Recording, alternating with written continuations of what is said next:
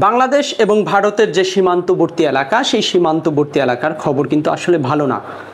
সাম্প্রতিক সময়ে সেখানে ভারতের যে বিএসএফ এর এক ধরনের তৎপরতা কিন্তু দেখা যাচ্ছে। বিজিবির মহাপরিচালক মেজর জেনারেল আশরাফুজ্জামান সিদ্দিকী তিনি কিন্তু বিষয়টি নিশ্চিত করেছেন এবং এ বিষয়ে কিন্তু তিনি গতকাল একটি সংবাদ সম্মেলনও করেছেন। বিজিবি মহাপরিচালক যেটি বলেছেন যে বিএসএফ খুবই পরিকল্পিতভাবে সীমান্তে কিছু তৎপরতা চালাচ্ছে, সেটি হচ্ছে পুশ ইনটা হচ্ছে যারা বাংলাদেশের নাগরিক না তাদেরকে বাংলাদেশে জোর করে ঢুকিয়ে দেওয়া হচ্ছে এবং এসব যে নাগরিককে বা মানুষকে বিএসএফ ভারতের বিভিন্ন রাজ্য থেকে বাংলাদেশের বিভিন্ন সীমান্তে এনে তারা কিন্তু বাংলাদেশে জোর করে প্রবেশ করাচ্ছে। এখন বিএসএফ যেটা করছে, বিএসএফ এটা খুব পরিকল্পিতভাবে করছে। বিএসএফ বাংলাদেশের এবং ভারতের যে সীমান্তবর্তী এলাকা, যেসব সীমান্তবর্তী এলাকায় মানে লোকজন নাই, লোকশূন্য, সেসব এলাকা দিয়ে ঢুকে বাংলাদেশের সীমান্তের সেই নিরিবিলি যে জায়গাগুলো যেখানে মানুষজন থাকে না, সেই সব জায়গায় এসব মানুষকে রেখে যাচ্ছে এবং এসব মানুষ যখন বাংলাদেশে ঢুকছে তারা বিজিবির হাতে যখন ধরা পড়ছে তখন তারা জানাচ্ছে যে বিএসএফ তাদেরকে জোর করে এখানে নিয়ে আসছে, ইভেন প্লেনে করেও নিয়ে আসছে, প্লেনে করে রাজ্যস্থান থেকে এনে বাংলাদেশের সীমান্তে রেখে দিছে, তারপর বাংলাদেশের ভিতরে তাদেরকে ঢুকতে বলছে, তারা বাংলাদেশে বাধ্য হয়ে আসছে। এই ঘটনা কিন্তু আপনারা সাম্প্রতিক সময়ে দেখেছেন যে এ ধরনের কিছু ঘটনা ঘটেছে। কিন্তু বিএসএফ এই যে ঘটনাটা ঘটাচ্ছে, এই ঘটনাটার ব্যাপ্তিটা বাড়তেছে। বিএসএফ বাংলাদেশ ভারতের সীমান্তবর্তী এলাকায় এরকম বিভিন্ন পয়েন্টে কিন্তু তারা এই পুশিংটা করছে। বিএসএফ কাদেরকে বাংলাদেশে ঢুকাচ্ছে বা পুশিং করছে, এই প্রশ্নের জবাবে বলা যায় যে বিএসএফ তাদেরকেই বাংলাদেশে পুশিং করছে। এদের ম্যাক্সিমামই হচ্ছে রোহিঙ্গা যারা ভারতে আশ্রয় নিচ্ছে তাদেরকে, এবং এছাড়াও যারা ভারতে দীর্ঘদিন ধরে বসবাস করে আসছে, যাদেরকে ভারত নাগরিকত্ব দিতে চাচ্ছে না, তাদেরকে জোর করে বাংলাদেশে বলছে তোমরা বাঙালি, তোমরা বাংলাদেশে চলে যাও, এবং সীমান্তে এনে তাদেরকে কিন্তু বাংলাদেশে প্রবেশ করাচ্ছে বা বাংলাদেশের ভিতরে তাদেরকে রেখে কিন্তু বিএসএফ চলে যাচ্ছে।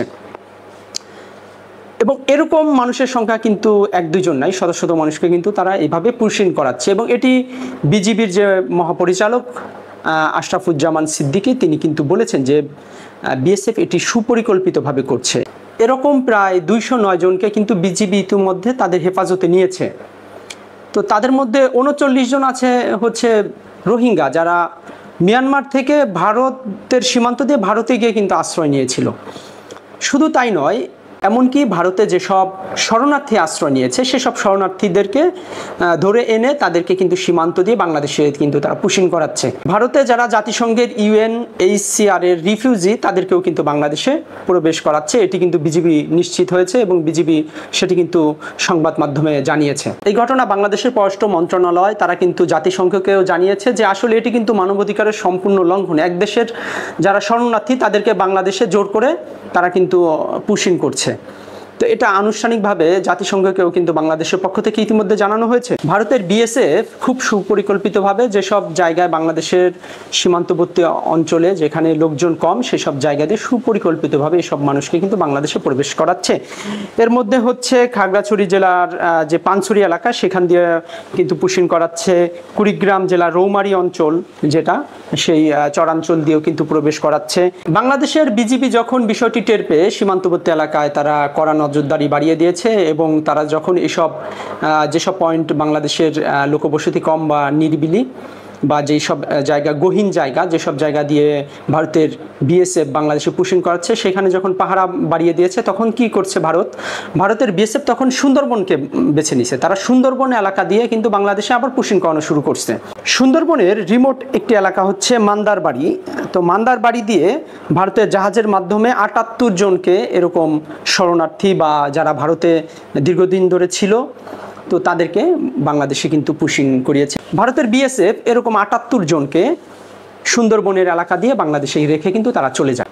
বাংলাদেশের কোস্টগার্ড পরবর্তীতে তাদেরকে উদ্ধার করে এবং উদ্ধার করার পরে তাদের সাথে কথা বলে জানে যে ভারতীয় যে বিএসএফ তাদেরকে একটি জাহাজের মাধ্যমে বাংলাদেশের সীমান্তের এই গহীন যে জায়গা সেখানে রেখে তারা কিন্তু চলে গেছে। বিজিবির মহাপরিচালক মেজর জেনারেল আশরাফুজ্জামান সিদ্দিকী তিনি জানিয়েছেন যে ভারতের এই ধরনের তৎপরতায় বিজিবি আরও সতর্ক অবস্থানে রয়েছে। তবে এ ধরনের সংবাদ বা এ ধরনের খবর কিন্তু আমরা এড়িয়ে যাচ্ছি বা চাপা পড়ে যাচ্ছে। ভারত পুশিংয়ের মাধ্যমে বাংলাদেশ বাংলাদেশের সাথে হয়তো পায়ে পাড়া দিয়ে ঝগড়ার মতো একটা পরিস্থিতি তৈরি করতে যাচ্ছে। বাংলাদেশের জন্য হয়তো নতুন কোনো ফাঁদ পেতেছে, অথবা সে তারই পরিকল্পনার অংশ হিসেবে হয়তো এই পুশিং করাচ্ছে। এক্ষেত্রে বাংলাদেশকে চাপে রাখা, বাংলাদেশের যে বর্তমান সরকার আছে তাদেরকে চাপে রাখা, তাদেরকে হয়তো সামনে এমন কোনো পরিস্থিতি তারা তৈরি করতে চাচ্ছে যার জন্য বাংলাদেশ সরকারের সাথে হয়তো তাদের একটা নেগোসিয়েশনের জায়গা তৈরি হয়। সর্বোপরি কথা, বাংলাদেশকে সজাগ থাকতে হবে। আগামী দিনগুলোতে বাংলাদেশ এবং ভারতের যে সীমান্ত, সেই সব জায়গায় আরও নজরদারি জোরদার করা দরকার এবং এই পরিস্থিতি নিয়ে আন্তর্জাতিক মহলের সাথে যে কূটনৈতিক তৎপরতা তাও কিন্তু বজায় রাখতে হবে, ভারতের সাথেও কূটনৈতিক তৎপরতা বজায় রাখতে হবে। সর্বোপরি কথা, বাংলাদেশকে উদ্যোগী হতে হবে এবং এই বিষয়গুলো কিন্তু গণমাধ্যমে আসা দরকার। বাংলাদেশের যে গণমাধ্যমগুলো সেগুলো কিন্তু এই যে ঘটনাগুলো এগুলো চাপা পড়ে যাচ্ছে বা এই ঘটনাগুলো সেরকমভাবে কিন্তু মিডিয়াতে আসতেছে না বা গণমাধ্যমে আসতেছে না, কিন্তু সীমান্তবর্তী যে এলাকা সেখানকার কিন্তু খবর ভালো না। এ ধরনের যে পুশিং বা এই অপতৎপরতা, এটা কিন্তু ভালো কোনো বার্তা দেয় না।